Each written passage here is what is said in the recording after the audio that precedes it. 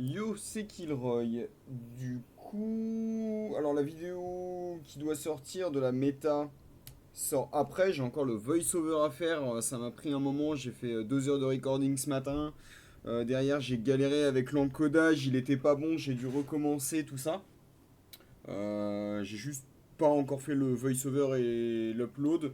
Mais ça arrive. Peut-être ce soir, peut-être demain. On verra bien. Sauf que, comme la vidéo fait déjà 50 minutes.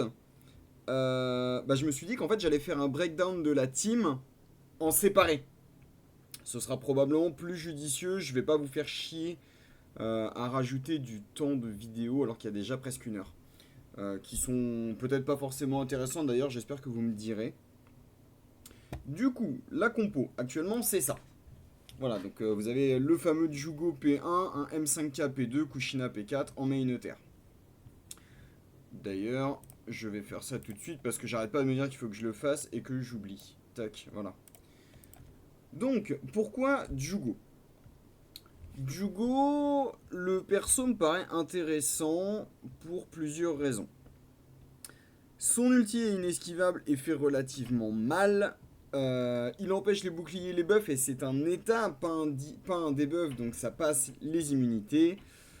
Et elle se lance à tous les tours sans avoir besoin de combo, de poursuite ou quoi que ce soit. Du coup, je vais vous faire un breakdown en fait à chaque fois de l'avantage et l'inconvénient de la capacité. L'avantage, elle fait mal, elle est inesquivable. Et elle enlève les enfin, elle bloque les boucliers et buffs. Les défauts, c'est extrêmement sensible au up CD parce que malheureusement, il n'a pas moyen de réduire lui-même ses CD. Donc à un moment, j'avais envisagé de jouer Edo Hashirama SB en P4, justement pour ça avec le passif L. Mais ouais, j'étais pas convaincu, c'était trop fragile, en plus c'est un P4, c'était chiant, enfin... Au final, j'ai laissé tomber. Les inconvénients, donc, c'est ça, et le fait qu'il n'y ait pas d'interruption. Et ça, mine de rien, c'est très très relou, parce que, bah... Pour les Indra P1 qui traînent encore, bah du coup il esquive, enfin il va quand même ultime. Pour les Obito, il va quand même ultime. Si vous croisez quoi que ce soit, même s'il esquive pas, parce que du coup il pourra pas, ça bloque pas les ultimes, c'est super chiant. L'auto, ça tape forcément le mec avec le moins de vie, ça c'est plutôt pratique. Ça a 50% de lifesteal, ça c'est extrêmement fort. Le défaut c'est que je trouve que l'auto ne tape pas fort. L'auto elle-même fait pas tellement de dégâts, genre même après 2-3 tours de scaling, je mets des autos en crit à 12-15k et je suis un peu là en mode bah ça rame du cul.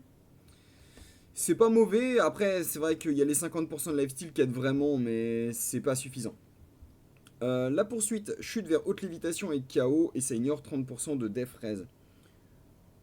Alors celle-là, au début j'étais vraiment en mode elle est OSEF. Genre KO, tout le monde est immunisé, c'est pas inesquivable, ok ça ignore un peu de défense mais c'est tout. En fait, une fois qu'elle scale, elle fait giga mal. C'est même assez ridicule dans la vidéo. Il y a des moments où au tour 3, je mets une poursuite, je crit, je mets un moins 40k et je suis juste là à regarder le truc et à me dire mais qu'est-ce que c'est que cette merde.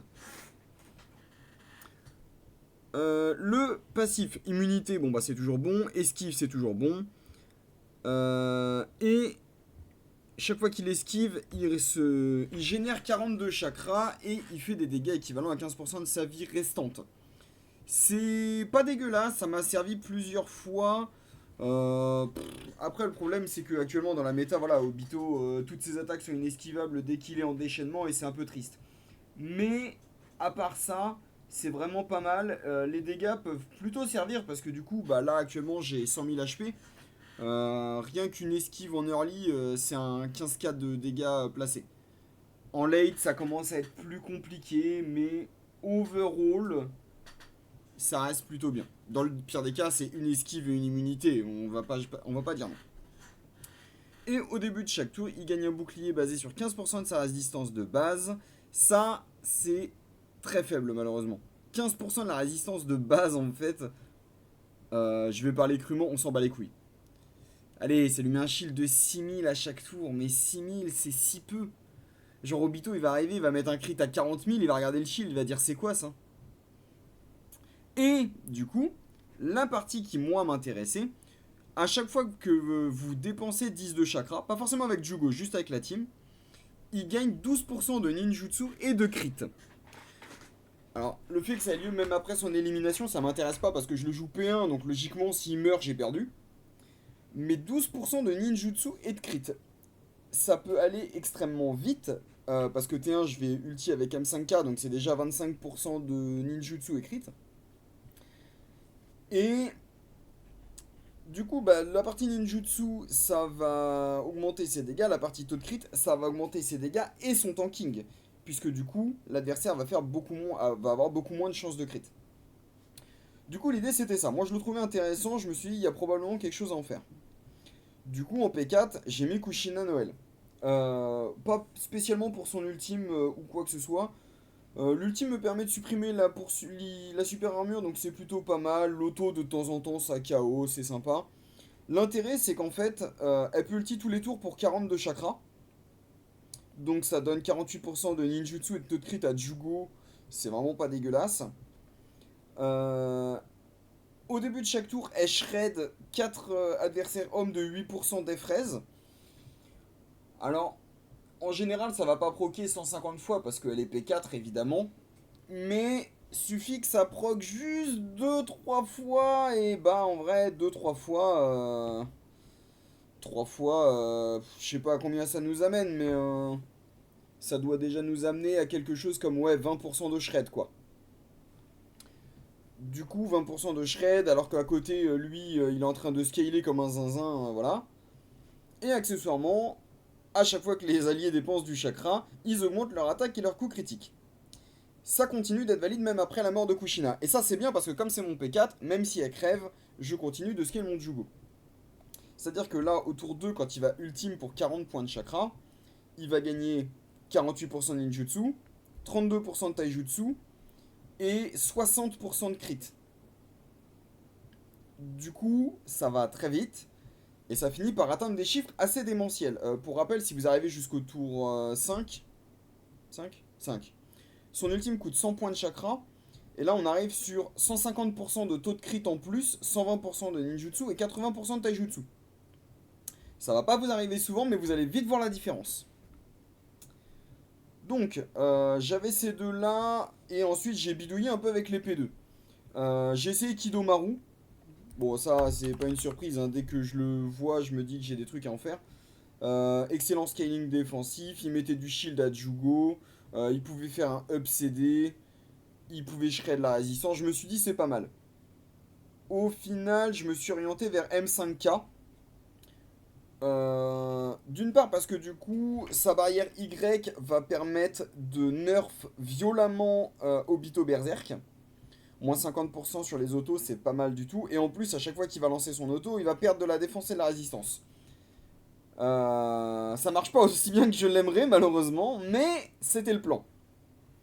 Et même sans ça, son auto fait mal, elle est inesquivable, elle peut TP les gens. Ses poursuites collent super bien et font relativement mal. En plus, ça vole du chakra, donc je peux continuer d'ultime. La brûlure est ok. Et il met marquage Kamui qui, du coup, bah, a des chances de réduire la. Enfin, réduit les dodges. J'ai déjà passé des Obito Berserk avec, mais plus à la chance qu'autre chose avec Madara qui a réussi à mettre une auto sur le Obito, le TP pendant 2 tours. Et derrière, il y a Jugo qui oblitère la team et on n'en parle plus. En main terre. Le main terre, je le joue avec le scaling, la res, la super armure et la super armure de niveau 2 et bah, du shield quoi, basique main terre. J'ai essayé un peu avec le main feu, ça marchait pas aussi bien que j'aimais. J'ai pas essayé avec les autres mains, mais de mon point de vue, le main terre est probablement le plus adapté. Le plan de jeu est méga simple, hein. C'est vraiment tour 1, vous lancez la barrière de Madara. Si vous pouvez, vous lancez le shield du main terre, et si vous pouvez, vous lancez la poursuite de Kushina pour pouvoir ultime. Et derrière, à tous les tours, vous bombardez avec Jugo. Est-ce que c'est puissant? C'est pas mal. Honnêtement, je peux pas dire le contraire. Ça passe pas au Bito Berserk. Voilà, spoiler, hein, sans surprise, ça ne passe pas le top 1 méta free to play. Mais je suis plutôt satisfait des résultats. C'est pas dégueulasse. Si vous arrivez à scale un peu, ça commence à faire super mal. Euh, Du coup, dans l'ensemble, c'est pas dégueulasse. Il manque quelques trucs à la team. Il manque de l'interruption. Parce que malheureusement, la poursuite de Madara n'est pas inesquivable. Donc en fait, par exemple, si vous lancez votre ultime de Jugo sur le Obito Berserk en face, il va le prendre. Et derrière, vous êtes un peu censé prier que la poursuite touche. Et ça, malheureusement, eh ben, c'est beaucoup plus compliqué. Est-ce que c'est optimal? Non. J'en ai discuté avec H. On était d'accord que le P2 le plus optimal, ce serait probablement Hashirama Printemps SB. Sauf que comme vous le voyez, le mien est 3 étoiles et il n'est pas SB. Ça me permettrait en fait d'avoir l'ultime Y et d'empêcher Obito d'auto. Ce qui changerait beaucoup la donne puisque c'est ça le plus gros problème du coup. Ça augmenterait les poursuites aussi éventuellement, faudrait bidouiller un peu. Mais dans l'ensemble, je pense que c'est Hashirama Printemps SB le meilleur P2 et M5K qui est un peu genre le deuxième choix. Ça reste un très bon perso, mais voilà. Du coup, voilà, est-ce que la compo est vraiment viable? Oui, j'imagine.